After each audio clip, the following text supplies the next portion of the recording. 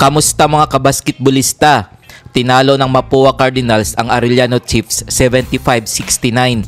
Tinanghal na best player of the game si Cyrus Cuenco sa likod na kanyang 11 points, 3 rebounds at 4 assists. Panalo naman ang San Sebastian Stags kontra sa San Beda Red Lions 79-70.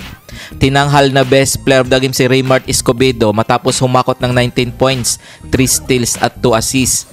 Kung bago ka pa lamang sa channel na to, mag-like na at subscribe.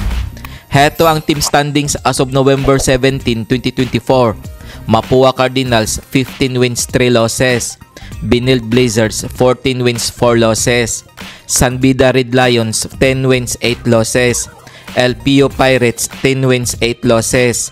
EAC Generals 9 wins 9 losses. Kung umabot ka dito sa video na to, mag-like na at subscribe. Litran Knights 8 wins 10 losses. Arellano Chiefs 7 wins 11 losses. Perpetual Altas 7 wins 11 losses. San Sebastian Stag 6 wins 12 losses. GRU Heavy Bombers 4 wins 14 losses.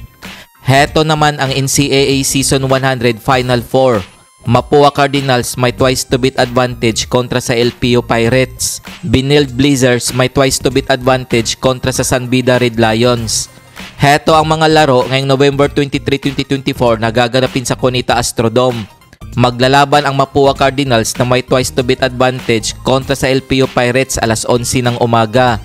Magtotos naman ang Benilde Blazers na may twice to beat advantage kontra sa San Beda Red Lions alas 2:30 ng hapon.